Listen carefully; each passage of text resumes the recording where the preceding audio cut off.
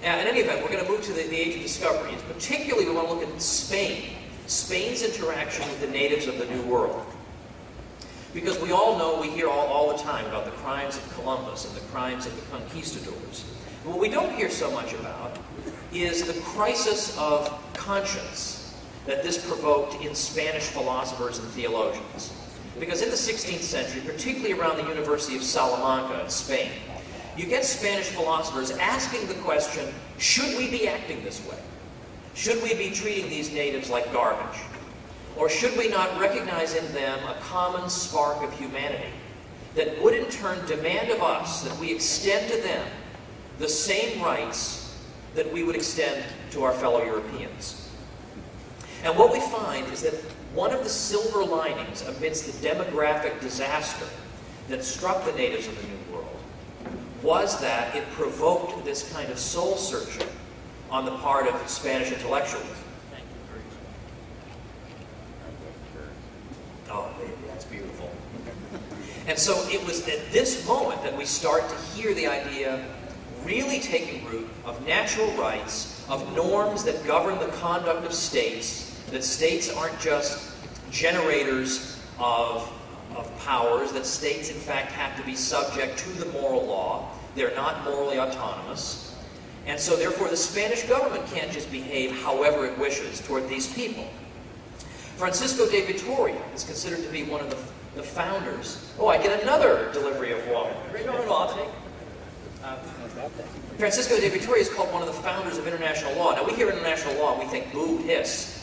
But all he means by it is not a United Nations. All he means by it is simply that there is a single standard of justice that applies to all people. Now this is not a common thing to come across in the world, this emphasis on there being a single standard of justice that applies to me and to my people just as much as it applies to you and your people. I mean, we don't have any record of Attila the Hun sitting back and saying, gosh, should I really be treating people this way, or should I maybe stop these conquests in the name of natural rights?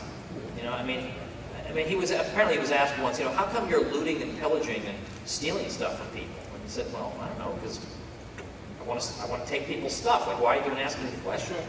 Or likewise, the Harvard historian Samuel Eliot Morison points out that a number of the North American tribes, Indian tribes, they had the same word for the people as they had for members of our tribe, and the same word for enemy or son of the she-dog or whatever they would apply to members of other tribes. Now, if you're going to think in that way, you're never going to reach a level at which you can make a universal statement about universally applicable natural rights. So this is a rarity in the history of the world.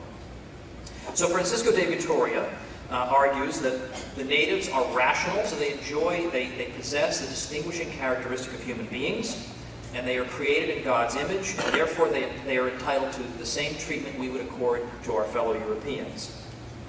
He says that they may not have their property taken from them. They may not be, in other words, expropriated on the grounds that they can't really be true owners. They're just stupid old natives. No, that's not right. He says to the contrary, the Aborigines undoubtedly have true dominion in both public and private matters, just like Christians. And neither their princes nor private persons could be despoiled of their property on the ground of their not being true owners. So they have the rights to property just the same way everyone else has. Domingo de Soto, his colleague, again insisted natural rights apply to and are enjoyed by all people. De Soto said, those who are in the grace of God are not a whit better off than the sinner or the pagan in what concerns natural rights. So this is by and large the opposite of what people think Christians believe. We Christians get to do things and we get to kill everybody else. That's really not what the mature late scholastics of 16th century University of Salamanca are saying. And they conclude, moreover, that the natural law, as St. Paul says in the Bible, is written on the human heart. We have a sense of what's right and wrong. We kind of know instinctively what's right and wrong. Sometimes this sense needs to be refined or to some degree corrected. We have a basic sense of right and wrong. And because we all possess this, and this is something that brutes do not possess, an aardvark doesn't have an internal sense of moral right and wrong, but human beings do, this therefore links us all in a kind of sublime mystical equality, because we all possess this ability to reflect on our actions in light of universal principles written on our hearts. This is something that belongs only to Homo sapiens, not to anyone else. And on these grounds, again, this basis of equality and this idea that human beings enjoy a special dignity for this reason, and because they enjoy rationality, they have a certain equality that therefore means that no one of us has any innate particular power to exercise arbitrary power over anybody else. We all have a certain equality on these grounds. Now, a figure people have heard of more, I think, than Francisco de Vitoria or Domingo de Soto is, of course, John Locke, the 17th century, by and large, figure who died in 1704. John Locke, of course, is deeply influential and very much influences Thomas Jefferson with the Declaration of Independence, naturally. And he's going to talk about natural rights deriving from the idea of self-ownership, the idea that you own yourself. Now, that's not an idea that Locke invented. From what I can see, the first figure to actually talk about this idea of a right of self-ownership is a 13th century scholastic philosopher named Henry of Ghent. And I think he died around 1293. So this long precedes John Locke. But Locke really gives a lot of meat to the idea. And I know when people hear self-ownership, some people feel funny about this. How could you really own yourself? And first of all, we have to understand what's meant by ownership in this case. All that's meant by ownership is range of control. So who has the best moral claim to exercise a range of control over your physical body? Who has a better claim than you yourself? Okay? And then even if we want to get really graphic about it, suppose I actually want to donate a kidney to save my daughter or something. I would have the moral claim to do that.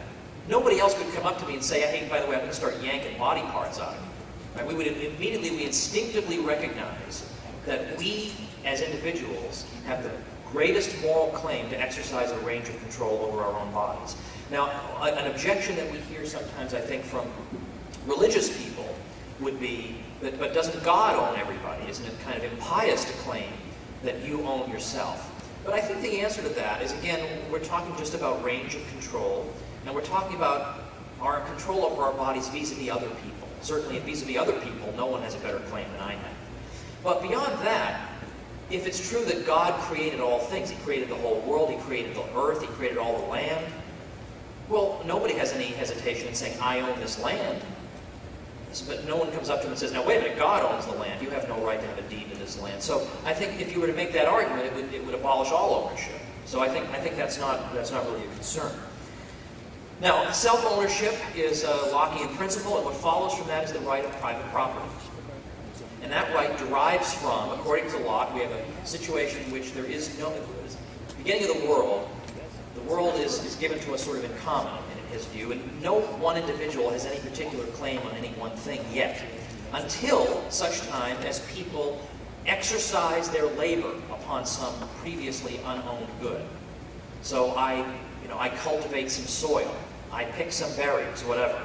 I mix my labor with the fruits of the earth, and that becomes an extension of me, becomes an extension of my self-ownership. I then have domain over those things that I've mixed my labor with. And then after I mix my labor with them, I can sell them. So the next person doesn't have to constantly be mixing his labor. We're talking about only about previously unowned things. Once they come into ownership by means of my mixing my labor with them, then I can transfer them to other people by means of gifts, will bequests, or sale. And this is how we come to own things.